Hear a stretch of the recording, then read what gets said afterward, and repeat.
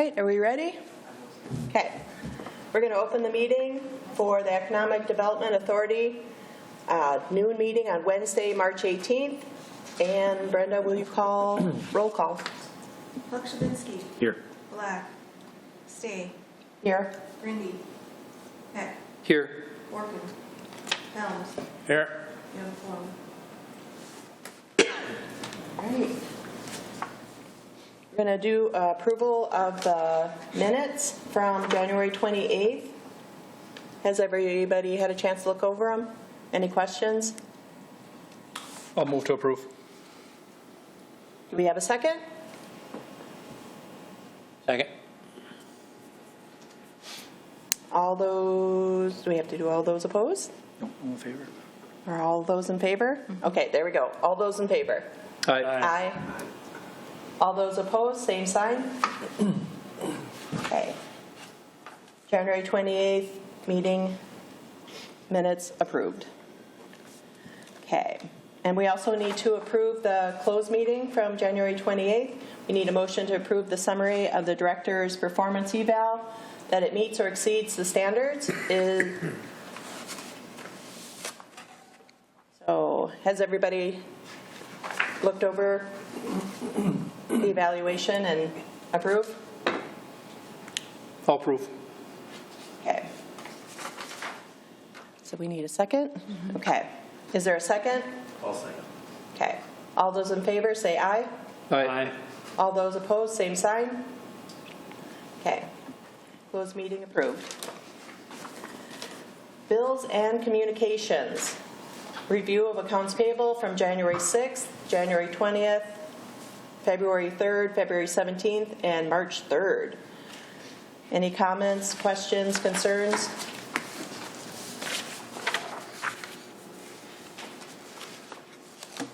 All right, if none, then we will move on to the next item, which is the Water's Edge Lots Sales Approach.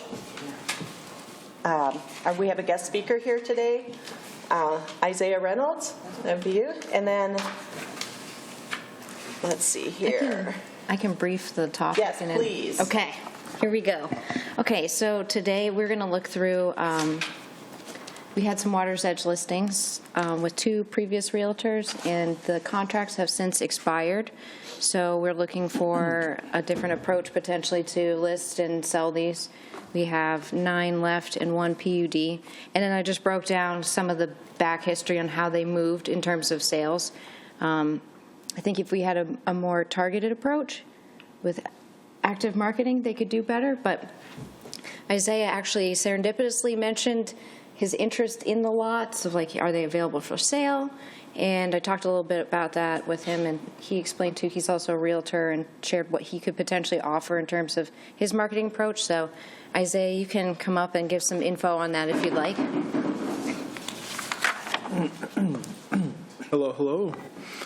Nice to meet everyone. My name is Izaiah Reynolds, just a local realtor here in the greater Grand Forks community, and I've worked with quite a few buyers in our area, both building and selling, and so I've had clients previously interested in these lots, and never anything that came to fruition. But when I also kind of saw more of kind of the marketing approach that was happening at the time, there was just a ton of questions from my clients that I saw there was maybe more of a need to just get more clarity from maybe a different approach of an agent, right? And so once I saw that they had expired, I thought that would be a great opportunity for myself to come and meet with this body here about, having it maybe consolidated to one agent as far as who's actually selling all of the lots, but also just, what I could offer in terms of helping get to that finish line of what you all have left and potential, maybe what is on the horizon for you guys as well. So I did print off some things. I just kind of walk up and hand it to each one, or? Okay.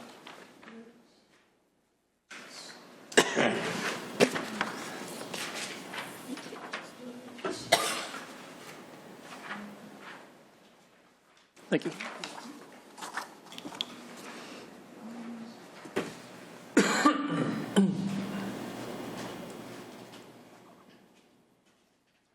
Thank you. Yes, please. And then Brenda will need one over there. Thank you.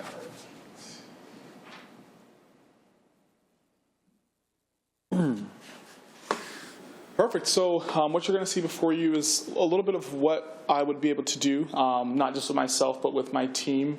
We really do work in tandem. There's 3 other agents in our office, and so yes, I'd be the sole agent, but a lot of these other components in here as well would also kind of entail just some back-end support from the whole office that I represent. So as you kind of see there at the top, it starts with just some marketing strategies, just trying to, once again, some different approaches. I know there's quite a few builders, so wanting to kind of keep things local and engage more builders and just kind of understanding either why they aren't building or maybe why their clients aren't building, and so just trying to get more clarity on that. But then also I know that you all do have some incentives like the 100K program, and just really getting that information out, not just to the builders, but then also to buyers and sellers themselves, right? I think we all kind of know sometimes marketing to the general public can sometimes be tough, and we always hear I didn't know about that, or didn't know about that. And so that's really that approach that I'd be taking, is really getting that information out, because I didn't know about that before inquiring. And so that was something that was of a great interest of buyers, knowing that, hey, these programs that are available are great, and the 1K down program that you guys also provide. And so then the next piece in there is also visual, right? It's really sometimes hard to sell lots the same way it is to sell an actual home when there's really no visual other than the land itself. And so that's another component, just getting better media out for those lots, whether it's aerial photos, mock-ups of what potential houses could look like on those lots, and then just really a brief overview of some more targeted ads. As a company, we run quite a few ads already on Facebook, and so this would really work in tandem of what we're already running. On average, we're seeing anywhere from about 60 to 80,000 views per video, and these are all targeted to folks in our local region, so it's not going out anywhere random to Georgia or Florida or anywhere. They're all localized ads running here. We run those Facebook, YouTube, Google, anywhere that you can use your phone. Our ad is able to pop up there. We work strategically with a partner already out of the Minneapolis area, so we're just trying to keep that local aspect of even companies that we're working with. So, and then next, kind of in this more carrying on to like that visual approach there, video content, right? So really having myself as a realtor being on camera, talking about these lots and just really letting people know what's going on. And then really trying to hit in that local presence as well, right? Sometimes having buyers or whatnot visually see someone talking about these lots and talking and just getting that re-engagement with the community. I know these lots have been for sale for a while now, and so we really need a surge of just, hey, something new, something fresh to get people's attention back to these lots, because they are a really great, service for this community that you guys are offering at a really great price, and I think it can be easy to forget that. But then also, just kind of as we're looking out, really just hitting, like I said, that outreach. I've even thought about in here, you'll kind of see like some open house events, just trying to actually create an event around these lots. And so now that the summer's coming up, that'd be a great time, even if I had an event out there at the lots where people could kind of come out, ask questions, maybe even meet a few builders, right? Just that overall community aspect of these are lots that are for sale, but there's so much more that when you're buying into this community of East Grand Forks, what that really means. And so, those are just a handful of different approaches that you'll kind of see there. So I will stop just in case you guys have any questions, or else I will talk too much. So, So you're looking at having more knowledge of the city programs available when you're talking to a prospective buyer. Yes, I would say what is currently available is lacking in the things that you guys do have available, right? And so as the sole realtor that I'd be looking to be, providing that information to the general public would definitely be at the top of my list, so that people knew what programs you guys even had or are offering for those lots. So, Do we currently have drone photographs or videos of the lots? not that I've seen. I don't know if but.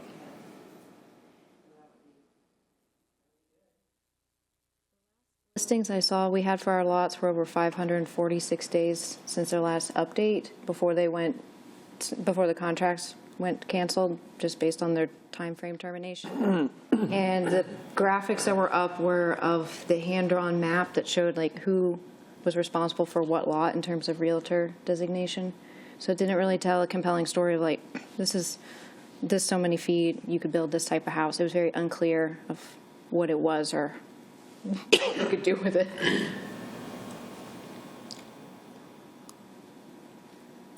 Are there advantages, disadvantages to having one realtor? Because what we're looking at is changing from a list agent to a single realtor. So will we get more exposure by having it listed, or would we get benefit from having a single realtor with more information, more pictures, more updates to what we're offering? I would say it looks at clear communication for one, knowing that if anyone is coming in inquiring about these lots, they're working with one agent that's presenting them all, right? It can be sometimes confusing if, let's say, someone's looking at multiple lots, but that's now multiple different agents that they're having to talk to, and do they then get representation with this agent or that agent? It can maybe be confusing, but then also for the sole purpose of one agent actually marketing all of these is going to be a consistent message with all of the lots versus 2 or 3 different agents that are doing different things and maybe not as consistent. And so just knowing that there is one sole person actually having that clear channel for everyone to come through and also market. So. Realtor.com. MLS, wasn't it? What's that? Just on the MLS, I think, Yeah. just basically. But the It wasn't represented by any one agent. Yeah, it was. There were 2 agents. There have been 2 agents, Oh, okay. Rhonda Venata and Stacy Gallstead. Oh, okay. have been the listed agents. If we go back probably 5 years prior to that, they were not listed at all by an agent. They were just sole listed at the city. So then they were not on the MLS. And that was the next move was made. That's why they were added with agents, just so they could be on the MLS. That'd be a question, Izaiah. They still would be if it went to. Absolutely, Yeah. yes, yeah, and that's honestly the bare minimum. Any agent has access to that MLS, so that's, the moment we get any listing, it just automatically kind of goes there. So that's definitely the starting point of that. Just has to happen. So. I guess Other agents would still have the right to sell them if they've had a buyer for it, right? Yeah. Sorry, what was the question? I just asked if other agents had a buyer for it, they could go ahead and yes. sell it, right? I mean, Yes. Or do they have to go through like you or whoever that single person Nope. is? So yeah, anyone that's mainly up to you guys. But I'd imagine how you all maybe would have had the contracts before was whatever that commission was then divided between a buyer's agent and a selling agent.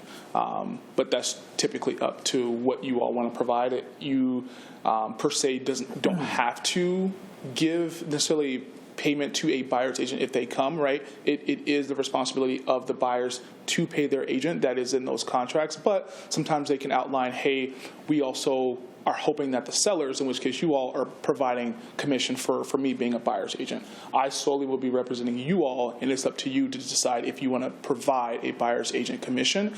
It helps, right? Most buyers usually have an agent, so offering that commission just opens up the buyer pool, essentially.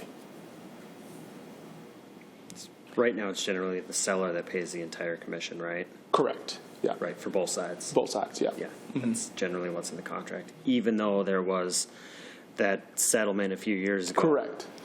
The contracts, just the language change in the contracts, which still means Yes. that the sellers are paying the commission.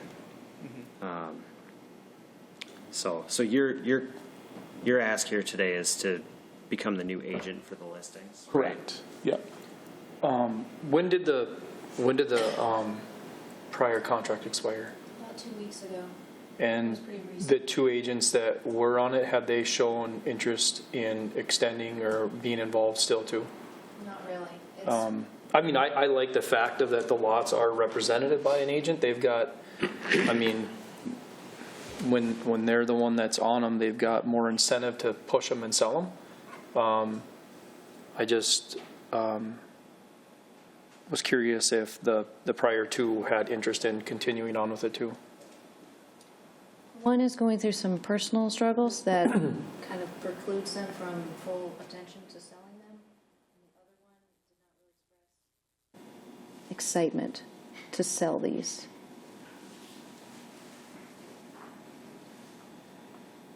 All right, so are we open to this idea with new pictures, new footage, a contact point person?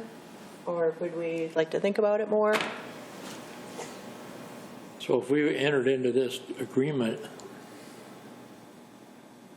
let's say, if it's you that we're entering it with, and you put a lot of work into this, is the city going to be stuck owing you something for all the work you put in it, whether you sell them or not? You know what I'm saying? Yes, you mean any of the marketing aspect that I do? Yeah. Am I going to be sending an invoice to you guys for that money that I spend? Yeah. No, absolutely not. We do this across the board for anyone that we represent. On the selling side, any marketing money dollars that we put into this is on my expense. So to answer your question, it would be no. Okay. Are you looking for a certain term of a contract to have on these lots? Not necessarily. I think Maggie presented a 1-year term, at least to give you all that flexibility to say, hey, you got a year, let's see what you can do. If it's not what we like, then we'll go on to the next. I think 5 years is a little ambitious. I think maybe a little bit too long. I would appreciate 5 years, but hopefully it doesn't also last that long either. But Hoping the lots are gone by then. but I think year is more than enough. We're coming into the summer, so it definitely gives me enough time to at least show. And then if for some reason we get to that year and you all want to extend or not extend, then that's up to this body. But I think a year is good. So How many lots do we have left? We have 9 and that PUD. 9 and what? And that gigantic one, that plan. Oh, yeah, okay. Yeah, lot 7, that corner lot. So they're just going slowly, but they're getting 3 a rid year, of. pretty much. Yeah. I guess a recommendation I would make before there's a motion made, because you don't have a contract with terms in front of you, if you want to direct Maggie to negotiate a contract, if with Izaiah, if that's the direction, I would recommend a motion like that rather than agree to hire, so that when you come back at a future meeting, you have real contract terms to look at and approve. That was my thought as well, is that, I think we move forward making a recommendation for you and Maggie to enter into a contract negotiation. And then we can vote on it next month. Because did we have a set commission per lot? Was it a percentage of the lot, or was it a set commission? It's generally 3% for both the seller and the buyer agent. Yeah, but I didn't remember, Megan, It was a set. It's a set amount. We had a Set set amount on these lots, I believe, not a percentage, right? Isn't it $3,000 a lot? 3,000 per lot is what I That recall. sounds right. Yeah, and so I think that's something that I think needs to be included in a contract too, is the same reason I was interested in wondering what that was, but I agree. I'll make the motion that we have a contract put together and brought forth for our next meeting. Do we have a second? I'll second. All right, Brenda, please call roll. Pokrzywinski. Yes? Stai. Yes. Hecht. Yes. Helms. Yes. Motion carried. All right, thank you for coming in. Thank you. Keep that excitement up for another month yet now. Yeah, I think it's interesting. That's a good idea. You can, yay. All right, so workforce feedback forum, Sam Jenson is here. Thank you so much. It's nice to see you again. Yes, nice to see you all as well. Thank you for the invite to all the board members and city representatives present. I think my briefing will be a little bit more brief than the previous topic. The reason I come in today is to A, introduce myself, and then B, offer my involvement for a potential workforce feedback forum in cooperation between DEED and the EDA. But first and foremost, I'm Sam Jenson. I'm one of the newest members of the Economic Development ecosystem here in Polk County, primarily serving the 7-county region in northwest Minnesota, but primarily Polk County is my primary service region. I'm focused on workforce development programs, but I would like to be seen as well as a point of contact for all programs related to DEED. If someone has any questions for programs that businesses or community organizations may be eligible for, I could be a point of contact to get those answers in more of a haste fashion in that regard.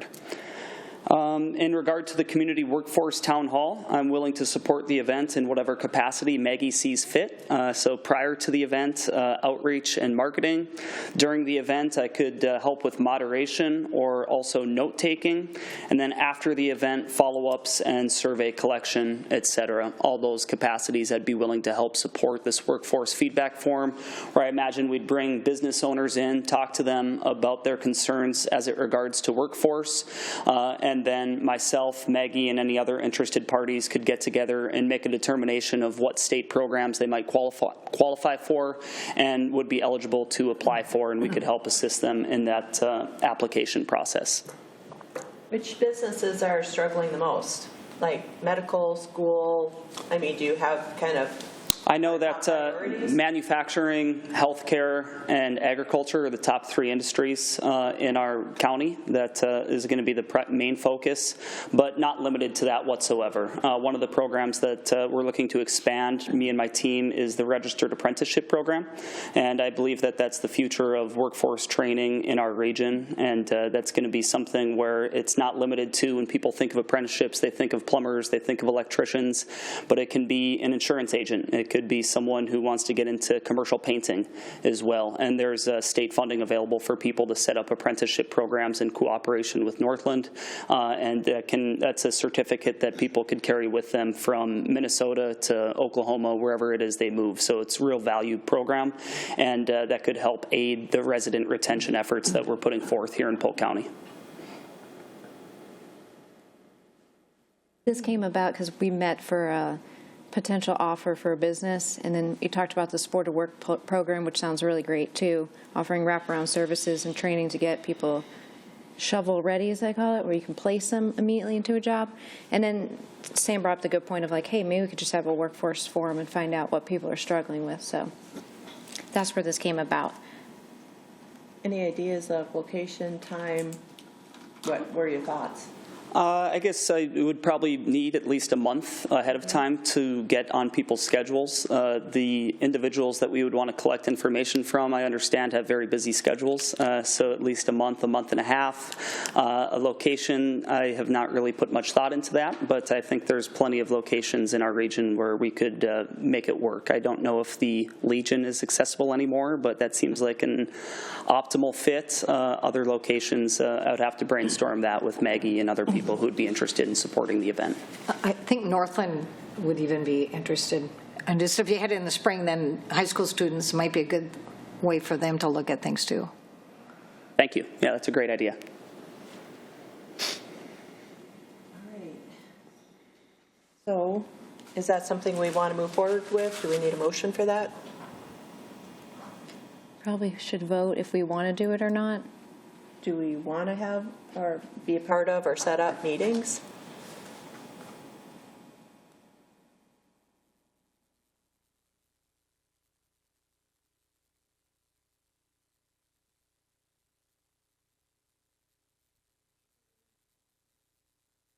We want to think about it, or do we want a motion to move forward with Sam to possibly do some meetings in the, what do you think, like in the spring maybe, or I guess we're in still this school year?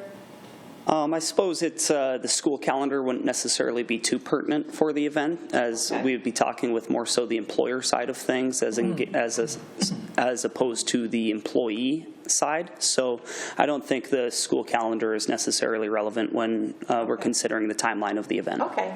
All right. I wasn't sure if you're targeting like the VOTAC or what you were looking for. So I guess we're looking for a voice vote. All in favor of hosting or continuing? Alternatively, if this doesn't align with what we hope, I plan on bringing Sam with me on our summer business retention visits with the Chamber too. So if we don't necessarily want to have like a specific event for this, we can still include individualized feedback on those visits. Where would our role come into play with if we had a forum like this, I guess, for the most part? Just collaboration, I suppose. Collaboration for organization of the event, identifying a venue, identifying the voices that we want to collect data from, and then identifying how we would use that data in terms of collecting survey data in terms of encouraging people to apply for certain workforce programs, or simply just hearing their concerns. So a collaboration for event organization between Career Force, Minnesota Deed, and the EDA for the event. Okay. Well, I mean, in my mind, when I hear that, I feel like most of that responsibility is going to fall on you, Maggie.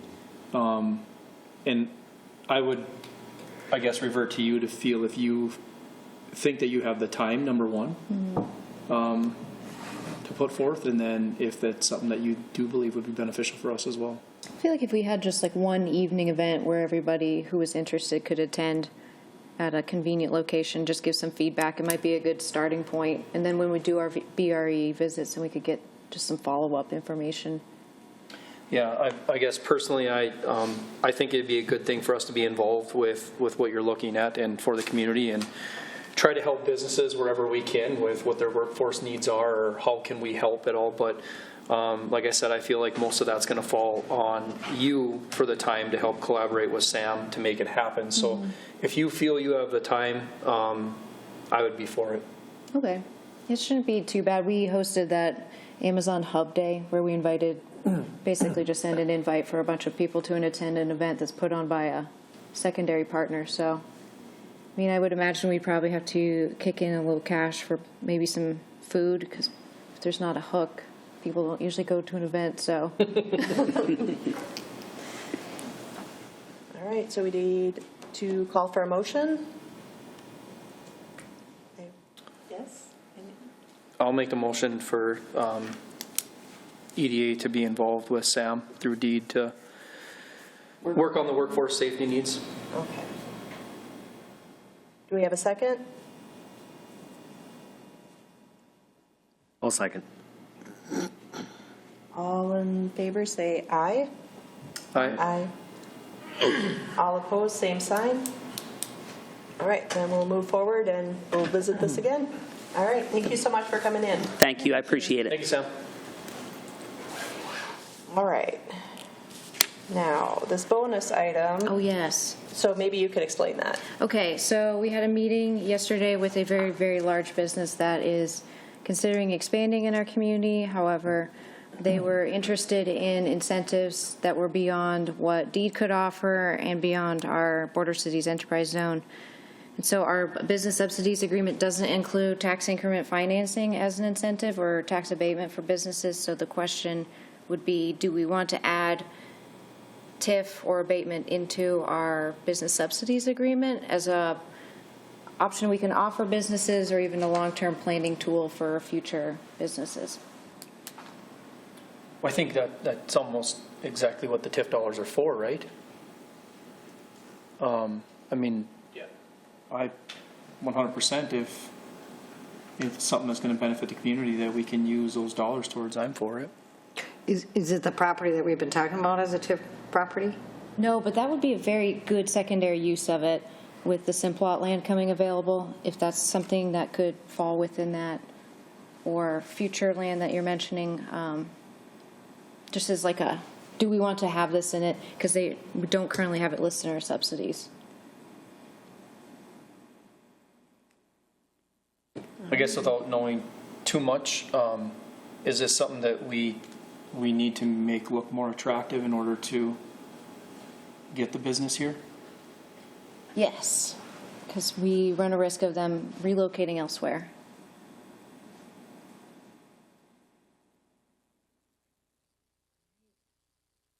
So what are we looking at? Call for a motion? I don't think there So, even needs any action from us. No We're action, communications just, to the like board that Maggie and I are looking at our TIF, at potentially establishing a tax increment financing policy, and we would bring that back to a future meeting. That's certainly I'm guessing that would be something we'd bring to the loan committee. Yes, it would have to start in loan committee, and then at EDA board, and then ultimately city council. Okay. Yeah. Just wanted to float it by quickly first for just general like feedback of like, if you guys were recoiling like, no, we don't want that, or like, yeah, we'd be open to it. So We need to bring businesses into East Side. Right. And retain them. Mm-hmm. So do we need a voice vote or anything, or is that just move on? I can just bring it to the loan committee and then escalate it upwards. Okay. All right, then. reports, delinquency update. There are none. Okay, and director's report? Okay. So this past month has been a lot of childcare items from our own internal grant that we offered, which surprisingly is a lot of work to offer a grant. But we have luckily already had one of the grantees in our community complete their project, which may be a world record. They got it done, turned in their grant report within just a couple weeks. And then we attempted to compete for the DEED Childcare Economic Development Grant. However, we were not a good fit for it because it required a lead applicant, which we could not get one of the people in our group to be a lead. The grant focused on projects with regional impact to increase capacity. They did 5 to 8 awards that are between $50,000 and $300,000, and they gave you 1 year to complete a project that was basically shovel ready. And since ours was focusing on a county-wide effort, neither of the cities that were helping write it could be part of it. So it was a very good exercise in preparing for future options to apply for that grant. And also, we spent a lot of time learning about TIF and tax abatement options through Ellers and Baker Tilly. So it has been a very busy month, and I'm hoping that it will continue just as positively going forward. Great. Financial reports. Carla? Thank you. We sent to you, or Brenda actually emailed you, the activity for each account. So in the packet is a recap of the cash balances for January and February. There will be a few minor changes in those balances because they did roll from 12/31. We have not finished our audit, and we also have some interest to accrue to them. So there will be changes in those numbers, but they will go up. They will not go down. And then we also will put some more money into those discretionary loan funds that we set up last year. So any questions on those items? No? All right. Social media report? Okay. Our social media presence remains strong. Brenda's doing some great interviews with different businesses and getting pictures. I'm very pleased that we almost never see negative comments. Sometimes there'll be a very random comment that seems like it's not written by a human. So, and it tends to be off topic. So, but overall our posts are positive. People engage with them. They do a lot of sharing. And then our stories on the other page, we try to share just places that are hiring so they get a little more exposure in our community. Or if the visitor center likes to showcase one of our businesses, we'll share it too. So, and we announced our child care grants and things on that. So it's been a good social media month too. All right. Unfinished business, the mowing contract. What I have here, we have a new quote from Singer & Sons on mowing. They are proposing, is this all correct still? Okay, a 30-day cancellation for any party at any time. Multi-year contracts available, so I don't know what we'd be looking at, 1 year, 2 year, 3 year. $8,800 for May to October with 12 mows and a reduction of $250 a lot when sold. Yes, I went and per the board's request, asked our primary selectee if they were willing to offer the 30-day cancellation by any party, and they vacillated on it and ultimately decided they did not want to be competitive in the process anymore, so they pulled out. And then I reached out to our second contender, Sanger & Sons, and they expressed interest in offering these things, and they even included some potential for hourly work if we need anything additional on top of just the typical mowing that goes on. And they would like the payments broken out over 3 segments or disbursements instead of just, I think we were doing 2 on the last one. And they offered the 30-day cancellation. And they're also willing to provide like copies of insurance and things if needed, so. I think it's better because now we can cancel them if we sell them. That reduction of $250 a lot, that's kind of low, isn't it? That's what I was just trying to figure out. Well, I just kind of figured it out. It looks like they're if you divide that 12 mows into that 8,800, that's $700 and some a lot. And they're only going to discount us $250 every time one's sold. They were the cheaper of the other ones that were offered, which I don't have that sheet with me. This is why they came in second place as opposed to the other two providers.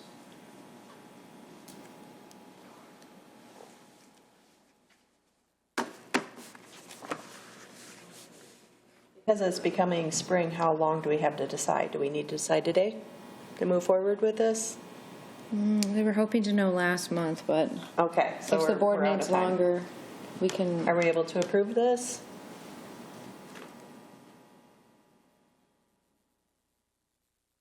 This is posed as a 1-year contract, right? I'd like to see them up that reduction per lot to about $500 instead of $250. Is this based on one mowing a week? Or It's twice a month? Or? Twice a month for 6 months. And we So have- essentially every other week. Technically, as of now, there's 11 lots available. Should Or be 11 lots that have to be mowed, is that right? Should be 10. Well, there's the gigantic one that's 3.5 acres, and we have that little ditch in front of the golf course, but not the outlots. They don't get mowed.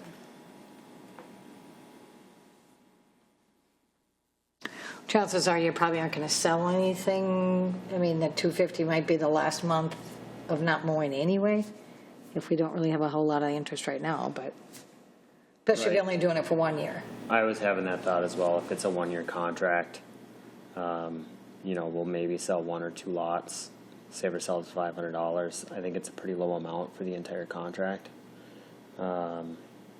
versus not having to hire an additional employee with the city to take care of those lots. And I think we, knock on wood, have officially entered spring today. And within, a month, hopefully these lots are going to, start growing and need to be mowed. So I would recommend we move forward with the contract. For a 1 year, do we have a motion? A 1 year. Okay. And then do we need a full motion for that, or do we? Is that your motion? Do we need a motion, or do we just need to accept the contract as it is? Or I is think that we what need the a motion to accept Make it. that motion. Sure, I'll motion to accept the contract as it stands today. Okay. Do we have a second? I'll second. Hey, Brenda, can you do roll call? Pokrzywinski, Yes. Stai, Yes. Hecht, Yes. Helms, Oh,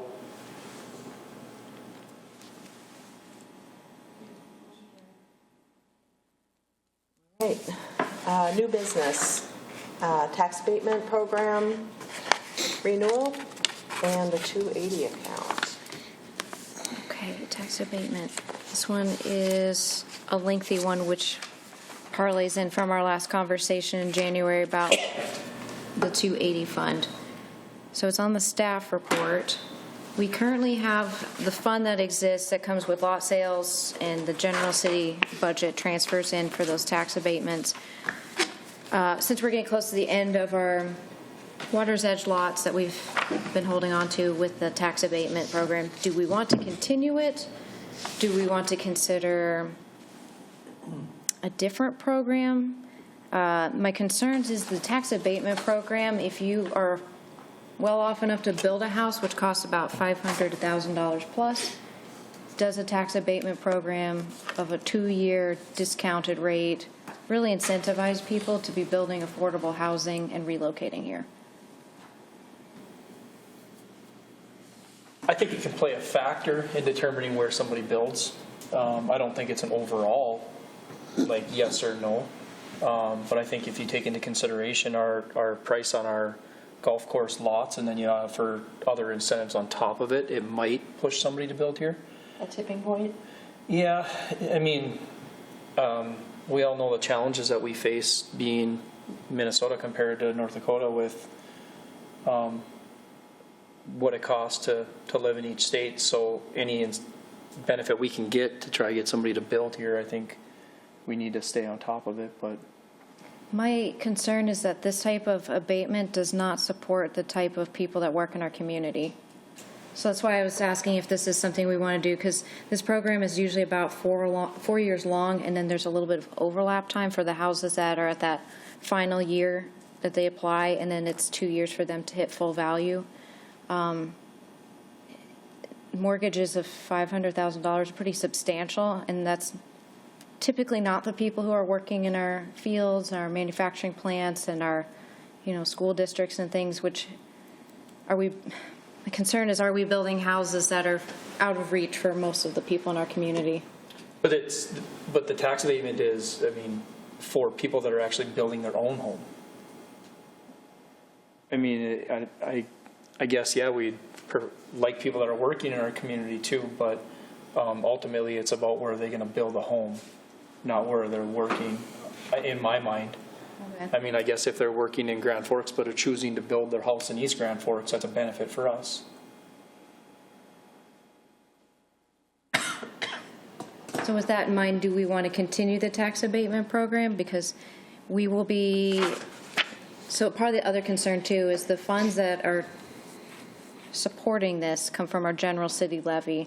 Council's made it very clear that they do not want to keep having to raise the levy every year. And this is unfortunately one of the cost burdens that is derived out of that burden. It doesn't come out of the levy. Oh, It comes out of the doesn't? 280 fund. But the transfer in comes from, oh, okay. No, it comes from the 280 fund goes into the general fund, and the general fund pays them out. Okay. So the funding does come from this 280 fund for this abatement. But I believe you explained to me that the transfer in portion is supported out of the general city fund. No, you had asked if they wanted to maybe find other funding issues besides the 280 fund, like the general fund, and I said that we'd have to raise the levy if we didn't do it out of the 280 fund.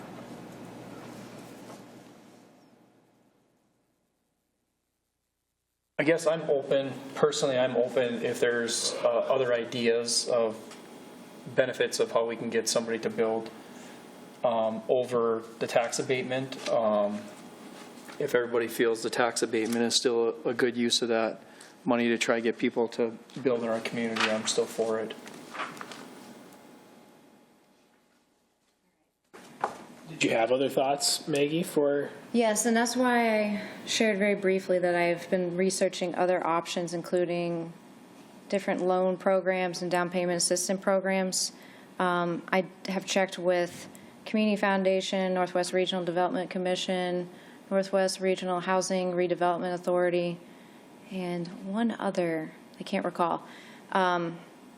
We just need basically somebody who can administer the programs instead of us serving as like the financier. We would be able to give the funds to them, and then they would be able to execute the programs, and we could support people in the community in terms of their housing needs. I don't have an alternative at the moment, no. The hard thing is, too, is we're also limited on areas to build, to expand. We don't have a lot of residential area to expand to at this time, except if there's housing in the Simplot area. All right, so is there two issues, the tax abatement program to keep that going and the 280 fund, which from what I was reading, they're trying to free up some of that money for the city? Is Yeah, that maybe- two separate issues? It is. So one is the tax abatement. Do we want to continue it? And it lends to that larger question that we had partially discussed last meeting of, do we feel that the current incentives we're offering are actually valuable in hitting the markets that we need? And that's why I presented the metrics of how our incentives are being used over the past few years. If there is, just for discussion's sake, so in the Simplot area, say we do put some lower income housing or, some first home time buyer housing, they would still qualify. Those are tax abatements also. So by keeping the tax abatements, you could use it for any quality size home. It would just be, that's not what we have been using it for. They've been higher expensive homes, but Well, that's based on who builds the house, right? We're not controlling the value of the home someone tries to build. No, but I'm just saying, say somebody, we did some of those lots in the Simplot area, and they built a $200,000 home or a $300,000 home, they would still qualify for the tax abatement. Correct. And otherwise, we've had, there's limited use, other ways to help, new home construction, because we don't have other ways, to give them the money. I mean, we, can't just give out a grant. We've tried the down payment assistance, which we didn't have any use for it really, so that's why we use those to reduce the lots. I'm just saying from experience, so everybody kind of gets an idea on that. And maybe there's a need more now for the down payment assistance, but there hadn't been in the past. How many people have used or applied for the abatement in the last, say, couple of years, do you know? Yeah, so it's been Suggestion. trending downward based on the metrics of use. Like 23 properties down to 8 now, or Down last to year? 8, yep. And this also requires buy-in from the county and the school district, which means that they offset the cost from their own budgets as well. So we can approve it, but then we also have to seek approval from these other entities too. And that downward on the properties is tied just to the market right now and the cost of building. I know we've seen that throughout the years. And the school district and the county have been very supportive on it. I mean, I don't think they've even ever questioned, like, to come to the meeting and explain why we're doing it or anything, so. All right, so are we looking at a motion to extend this another 4 years and keep the 280 and the tax abatements? Or are we looking at discontinuing this? I think I would like, personally, I'd like to see us maybe reach out to the county and the school district and see if they're still on board with it, first of all. I think that'll help us make a more informed decision. If they're not on board with it, then I don't think we continue it. If they are, I think there's more discussions that need to be had. With that, I think those discussions would be if there's other types of incentives that you think would be more beneficial that we can offer. I think I'd like to see those brought to the board and laid out and say, okay, even if, let's say, the school and the county are on board, we can keep doing this, or we can look at doing this. And hopefully we've got a full board at a meeting that we can look at those options in. But first and foremost, I think if we approach the school in the county and they're still on board, I think it's something that we still need to consider. Okay. All right. That was the next step, to contact them on their interest level. All right, so do we want to, how do we do this? Table it till our next Yeah, we meeting? can table. Table it? Okay. Do we need a vote on that, or are we good? Nope. Okay, all right. Next thing is the infill tenant lease renewal. I believe that's Mike's Pizza. Yes, and their lease is coming up pretty quickly, end of May this year. So I reached out, and they love where they're at. They're very happy. They were very complimentary of city staff, keeping the building nice, and they would like to extend it. I initially projected out an increase in the rent, but then was told that per prior conversations with Paul and the board that there was a rent cap. So please correct me if this is wrong, but I projected out based on that rent cap for the next 5-year lease. Is that a city cap, or what rent cap? She spoke with Paul and the board and explained like the cost of business, and they said that once you hit the $10.50, it will not keep increasing. I could not find any documentation because I don't have access to Paul's things anymore. Okay. I Yeah, can't remember personally. It's probably a while ago if that decision was made, but maybe Ron would have some information on that. Okay. it looks like they're given allowance of $600 to clean the building, and it was a 5-year lease the last time. But that's $10.50 is very low for rent. So I believe that that reduction isn't in the cleaning, we're actually paying them for the cleaning fee. Okay, Just so you're that's aware paid. of that, because that really wasn't kosher to do that. So Okay. we do pay them for cleaning. But I can check with Ron about if he has any documentation to that conversation. are we okay with keeping it at 1050 to keep a business in town and up and going, or should that be increased? Any thoughts? What did we do with Gallstead and his lease agreement? He's in the same building. It's very similar, but his expires at the end of this year, Okay. so I'm not sure what their current lease amount is at the moment. If you want, we can wait on this too and then have, Yeah, I think we need some more Documentation? information on this too. I think Okay. we need to look at what our expenses are. Okay. We don't want to run a business out by any means, and if we're able to cover expenses and still make some money at those leases, I'm more in favor of maybe Keeping a capping them and business. keeping them then. But I guess if we don't know what our total expenses are and if we're losing money on that, then we need to probably do something. But if we can get some more information on that too, I'd appreciate it personally, just to find out what are we doing with Ron's lease then for upstairs too. Does Ron have information that we agreed to cap? And then also what expenses are for the city for that infill building. okay. All right, so we'll table that. We're good with that? All right. East Grand Forks RCCIP Childcare Provider Grant Awardees. Yes, so we had 2 committees review 5 applications. 3 were recommended to the finalists and 3 were selected. We were able to support 32 children through these 3 different daycares, and it was $1,000, which I feel like is a really good use of $1,000.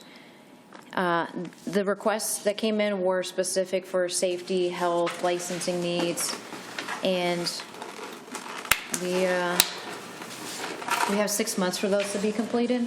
Like I said, one's already done. So, and uniquely, one of them that was selected can tap into some of our water and light rebate credits, which is awesome too. So, making good use of our city programs on that one. And that's all I have for that. All right, and then the last thing on our agenda is the Forks Home Show, which I know you're looking at people to join you. Please join us. It does go from Saturday to Sunday, and you don't necessarily have to do the full, I believe it's like 14 hours of it. You could come for a few hours, talk to some people, tell them about our lots and different incentives. Just talk about the EDA if you'd like, but we will have a booth. It's at the Purpur Arena again this year, and we'll be sharing a table with water and light, essentially. So that is March 28th and 29th? Yes, from 10 a.m. to 6 p.m. the first day, and then 12 until 4 the next day. I will be in Florida, so I am so sorry. But I will be thinking of you. Okay, thank you. Kind of.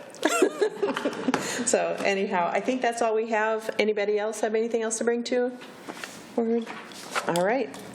So then we can call for a motion to adjourn. Move to adjourn. Second? All right. All right. And we're good? All I right. think we're done. All right. Thank you. Does this shut off? Yes? I don't, do you guys turn Did they this leave them off? on? I always shut it off. Okay. There's a button on the underside. All right. And we got you out of here before 1? Yes. So you can go to another meeting? Yep. Oh, boy. Yay. Okay.